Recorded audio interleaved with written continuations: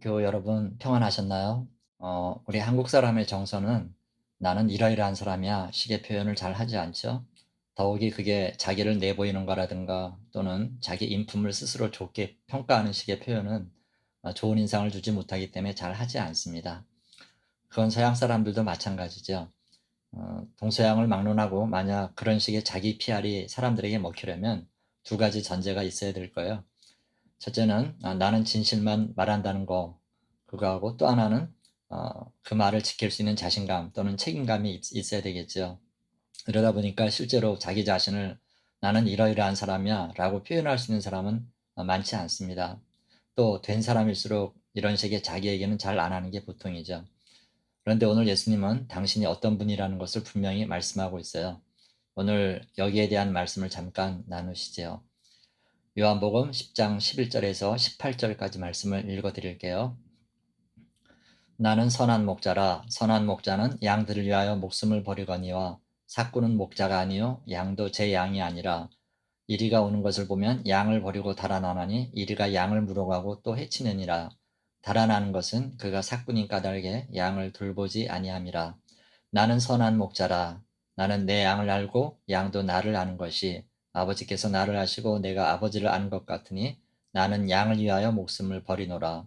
또 이 우리에 들지 아니한 다른 양들이 내게 있어 내가 인도하여야 할 터이니 그들도 내 음성을 듣고 한 무리가 되어 한 목자에게 있으리라.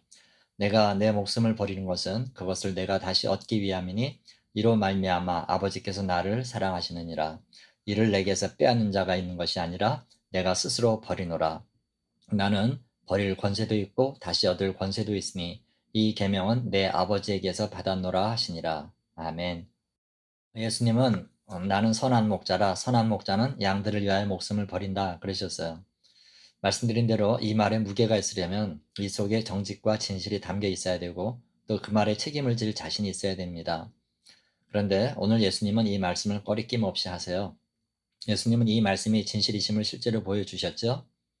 우리는 어떤 말씀을 들을 때 그 말씀이 당대 얘기로만 생각할 때가 많은데요. 이런 우리에게 지혜라는 것은 어느 시대 했던 말씀이든 그 말씀이 지금도 그대로 통한다는 것을 믿는 게 지혜입니다. 분명합니다. 물론 지금은 예수님이 직접 육체로 활동하는 때는 아니지요. 그러나 성령께서 지금도 주님이 살아계실 때 했던 일을 그대로 하고 계세요. 다시 말씀드리지만 성령은 다른 분이 아닙니다. 바로 부활하신 예수님이세요. 그분이 이제는 우리 속에서 늘 동행하고 계시는 거죠. 그러니까 지금도 우리 의 목숨을 버리실 만큼 강한 사랑을 가지고 우리를 돌보고 계신다는 사실을 믿어야 됩니다. 그 주님께서 오늘 다시 하시는 말씀이 뭐죠? 당신은 선한 목자시라는 거예요. 선한 목자는 양을 위해 목숨도 버린다는 거예요. 여러분, 우리가 믿음을 여러 가지로 표현하지만 사실 오늘 이 한 말씀, 이 한마디만 믿어도 우리의 믿음은 완성되는 겁니다. 내 주님은 선하신 목자이기 때문에 나를 위해 목숨을 버리신다. 이거 하나만 믿을 수 있다면 다른 건 문제될 게 없습니다. 오래전에 룩셈부르크 교회 집회를 갔을 때 하나님의 뜻이 뭐냐 하는 문제에 깊은 고민을 하고 있는 분이 있더라고요. 그래서 어느 새벽에 원래 준비해 갔던 말씀을 안 하고 이 말씀을 드렸던 적이 있습니다. 하나님의 뜻이란 도대체 뭐냐? 나를 향한 하나님의 뜻을 어떻게 알 수 있나? 여기에 대한 문제를 나름 준비해서 전했던 적이 있어요. 그런데 이런 문제가 자꾸 제기되고 이런 설교를 하면 할수록 어떤 생각이 드냐면요. 정말 우리는 주님의 뜻을 알 수가 없겠구나 하는 거예요. 왜냐하면 우리는 늘 나에 관한 그림만 보지 전체 그림을 못 봅니다.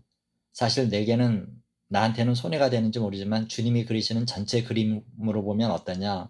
나의 그런 손해로 보이는 부분은 풍경화로 치면 어두운 색으로 칠해져야 되는 부분인 거예요. 하지만 전체 그림으로 보면 더없이 훌륭한 작품인 거죠. 주님은 바로 그런 그림을 그리고 계신 거예요.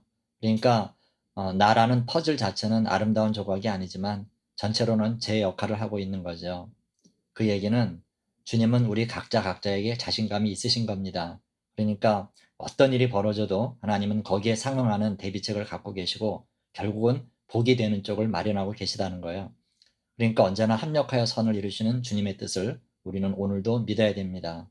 왜 그렇죠? 오늘 분명히 말씀하셨잖아요.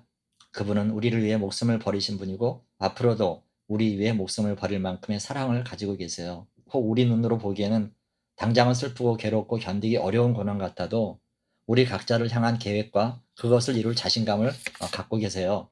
그렇기 때문에 우리는 안심하고 주님을 믿는 거죠. 그런 주님이 오늘 우리에게 말씀을 하시죠. 나는 선한 목자라. 나는 내 양을 알고 양도 나를 안다. 그러셨어요. 여기서 안다는 것은 우리 사이에 쓰는 이렇게 안다 그 정도가 아니라는 거 아시죠? 예레미야와 이사야에 나오는 내가 너를 복중에 짓기 전에 너를 알았고 네가 태에서 나오기 전에 너를 구별하였고 보라 내가 너를 내 손바닥에 새겼고 이 수준이에요. 사실 청년 시절에 처음 이 비유를 대했을 때 저는 의심했었어요. 설마 이렇게까지 목자들이 할까? 그랬는데 중학교 때 영어 교과서에 나온 얘기를 떠올리고 아, 충분히 그럴 수 있겠구나 생각을 했죠. 어떤 농부가 수박 농사를 짓고 있었어요.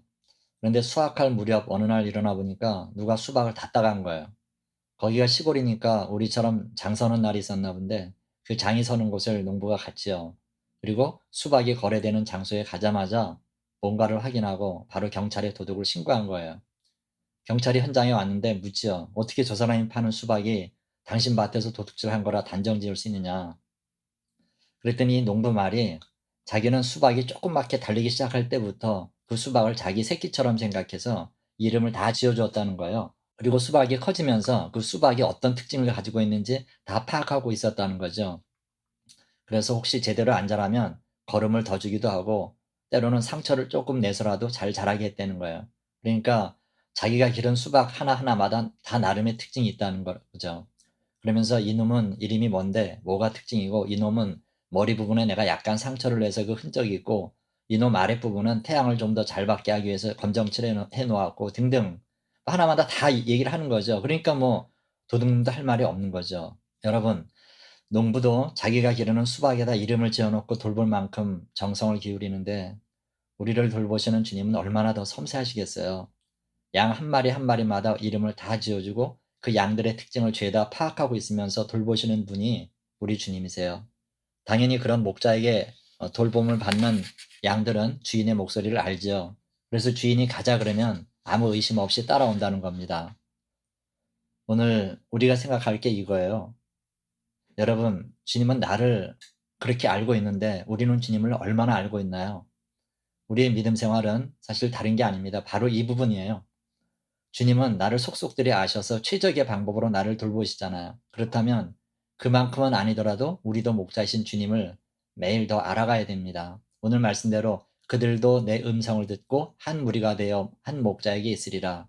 이 말씀을 이뤄드려야 되잖아요. 그러니까 우리 믿음 생활이란 주님에 대한 지식을 매일 늘려가는 것에 다름 아니에요. 우리 주님이 어떤 분인지, 무엇을 원하시는지, 진짜 그분의 본심은 무엇인지 이런 걸 알고 우리가 그것을 이뤄드리는 게 믿음 생활이라는 거예요. 이거 역시 하나님 조차고요? 아니에요. 나 조차고예요. 기억하세요. 주님의 화살표는 늘 우리를 향해 있어요. 그렇다면 우리 화살표는 주님을 향해 가야 돼요. 그래야 그 중간에서 만날 거 아니에요. 그렇게 만나는 게 십자가입니다. 십자가에 그분의 모든 생각이 다 표현되어 있어요. 그래서 우리도 매일 십자가로 나가려는 거고요. 여러분, 우리끼리도 더 사랑하려면 대화를 통해서 또는 교제를 통해서 친밀감이 더해져 가는 것처럼 주님과 우리의 관계도 똑같습니다. 말씀을 읽으면서 기도하면서 늘 우리 마음이 십자가에 놓여져 있어야 돼요. 거기서 주님과 대화하고 교제하면서 그 친밀감이 더 깊어져야 됩니다. 이건 전적으로 우리 몫이죠. 이것마저 주님이 해줄 수는 없어요. 이런 주님이시기 때문에 주님은 우리 한 사람 한 사람에게 자신이 있으신 거예요. 우리가 그런 사람이 여러분 아무도 못 건드려요. 당신의 피부치 자녀예요. 철로에서 놀고 있는 아이 위에서 몸 내던지는 엄마라고요. 오늘도 선한 목자이신 우리 위해 목숨 버리시는 주님의 그 사랑을 믿고 당당하게 사시는 저와 여러분의 복된 하루가 되시기를 주님의 이름으로 축원합니다. 아멘. 기도하겠습니다.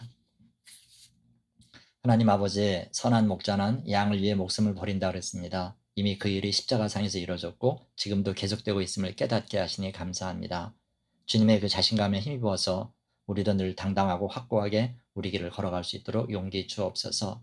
매일 우리를 향한 주님의 뜻이 뭔지 알아가게 하시고 주님의 그 사랑이 구체적으로 어떤 것인지를 또한 발견하게 하옵소서. 오늘도 불꽃 같은 눈동자로 우리를 돌보실 그 열정을 생각하고 힘내서 싸워 승리하게 하옵소서.